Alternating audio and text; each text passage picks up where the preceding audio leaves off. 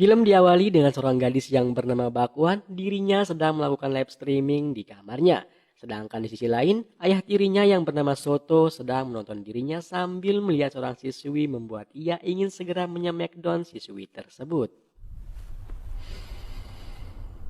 Beberapa hari kemudian, Bakwan lagi-lagi melakukan live streaming dan mendapatkan hadiah dari penontonnya membuat dirinya sangat senang.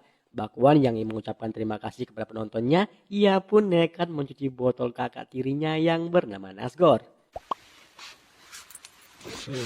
Nasgor yang sedang menghayati botolnya dicuci oleh Bakwan, tiba-tiba Soto dan ibu tiri mereka yang bernama Cuanki datang menghampiri mereka. Beruntungnya Nasgor yang melihat orang tua mereka, ia pun menyuruh Bakwan untuk berhenti. 아침부터 뭘 그렇게 혼자 먹었어? Ketika orang tua mereka masuk ke mobil, Nasgor diam-diam memperhatikan sesuatu yang berkilauan milik Cuanki yang bikin botol berdiri. Mereka pun langsung berangkat liburan dan sampai di villa tempat mereka akan menginap. Terlihat mereka semua sangat senang menjalani hari berlibur keluarga kecil mereka. Ketika Soto sedang duduk di samping Cuanki, ia teringat masa lalu di mana dulu waktu mereka masih pacaran, Soto memutuskan Cuanki. Tapi dikarenakan Bakwan adalah anak dari Cuanki yang sering Soto tonton live streamingnya, membuat dirinya tidak bisa memutuskan Cuanki. Soto berpikiran dengan dirinya menikahi Cuanki, maka ia akan semakin dekat dengan Bakwan, yaitu idolanya Soto. Ia pun langsung melamar Cuanki. Malam harinya Bakwan kembali melakukan live streaming sambil memainkan gunung kembar dan segitiga bermudanya. Dirinya yang tidak sadar bahwa Nasgor masuk ke kamarnya secara diam-diam, ia pun sangat terkejut. Kemudian Nasgor menanyakan mengapa dirinya melakukan itu. Bakwan pun menjawab ini semua demi para penonton agar semakin banyak yang menonton dirinya. Entah apa yang dipikiran Nasgor, dirinya tiba-tiba mengajak Bakwan untuk saling pamer harta berharga mereka, yaitu segitiga bermuda, gunung kembar, dan botol kecap. Membuat rasa ingin saling smackdown mereka menjadi muncul. Mereka berdua pun langsung saling smackdown. Esok harinya Nasgor yang sedang sibuk memotong kayu, tiba-tiba Cuanki datang sambil mengatakan bisakah kamu mengajariku cara memotong kayunya. Nasgor yang suka terhadap Cuanki, ia pun langsung mengajarinya sambil disaksikan oleh Soto yang berada di atas. 내가 뭐 아빠가 말하면 뭐 Sore harinya Bakwan dan Cuanki mereka mandi bersama. Di sini Cuanki menegur Bakwan agar dirinya tidak terlalu manja kepada Soto. Namun Bakwan yang masih labil dirinya beranggapan Soto telah macam-macam dan melebih-lebihkan mengadukan dirinya.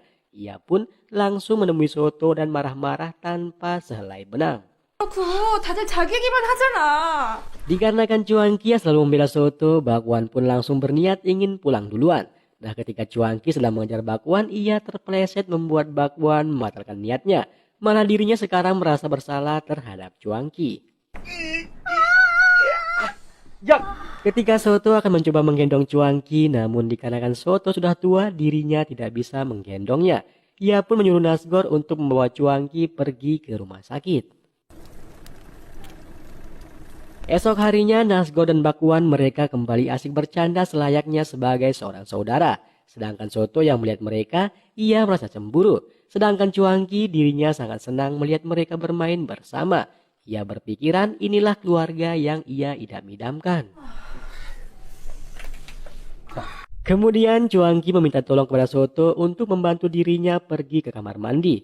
Di sini Soto langsung mengeluarkan botolnya lalu menyuruh Cuanki mencuci botolnya menggunakan mulut. Sialnya, malah Soto membayangkan Bakwan yang sedang mencuci botolnya hingga ia tidak sadar mulut Cuanki penuh dengan cairan kecap yang keluar dari botol. Malam harinya ketika mereka sedang makan malam, Soto menasihati Bakwan untuk tidak bermain lagi seperti biasanya. Dikarenakan mereka sudah gede. Tapi Bakwan tetap melawan perkataan Soto membuat Soto kesal dan berhenti makan. Kemudian Soto menasihati Nasgor agar berhenti bermain seperti itu. Di sisi lain, Cuanki juga menasihati Bakwan. Ia mengatakan Soto seperti itu dikarenakan ia ingin menjadi ayah yang baik bagi keluarga mereka. 기억도 안 난다. Esok harinya Soto mengajak Nasgor untuk menemani dirinya pergi memancing, namun Nasgor malah menolak sambil mengatakan memancing adalah sesuatu hal yang membosankan. Kemudian Bakwan menawarkan diri untuk menemani Soto pergi memancing. Hitung-hitung ia ingin menebus kesalahannya. Bakwan juga menyuruh Nasgor dia harus menemani Cuanki yang sedang sakit. Mereka yang sudah berangkat, Nasgor kembali berenang untuk menghilangkan kebosanannya. Secara tidak sengaja, ia melihat gunung kembar milik Cuanki yang sedang tertidur tidak terbungkus dikarenakan hembusan angin. Ketika Nasgor akan memegang gunung kembarnya, malah Cuanki terbangun membuat Nasgor terkejut. Tapi bukannya marah, Cuanki malah menyuruh Nasgor mencuci gunung kembarnya menggunakan mulut. Dikarenakan ia termakan oleh kata-kata Nasgor yang mengatakan dirinya sangat mencintai Cuanki dari sejak pertama kali bertemu. Ia melihat Cuanki bagaikan bidadari. Sedangkan di sisi lain, Soto diam-diam memandangi keindahan harta milik Bakwan. Ia pura-pura mengambil kesempitan dalam kesempatan. Nah, saat mereka sedang menarik pancingnya membuat mereka basah kuyup. Dikarenakan mereka tidak membawa baju ganti membuat mereka berdua kedinginan.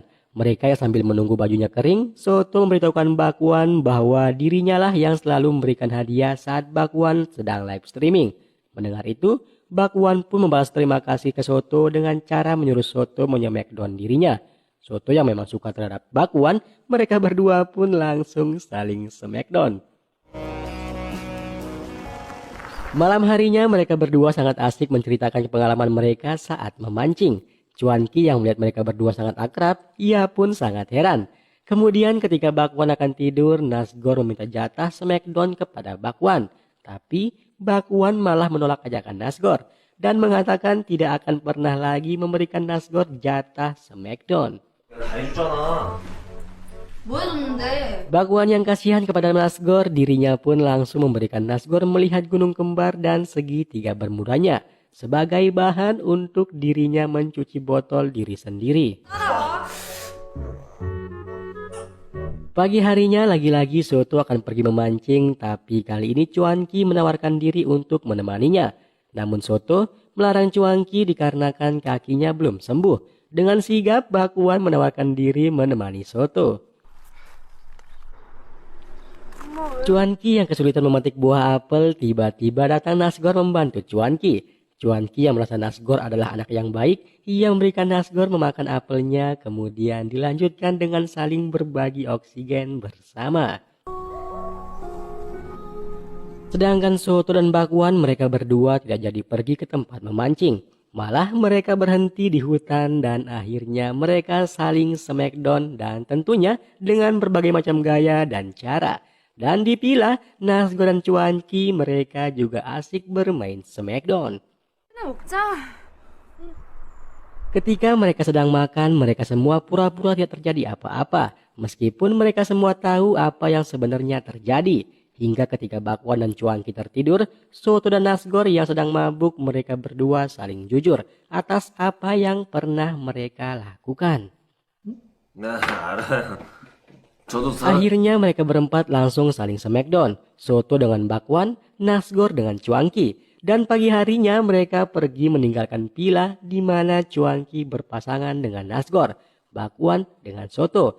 Dan akhirnya filmnya pun selesai.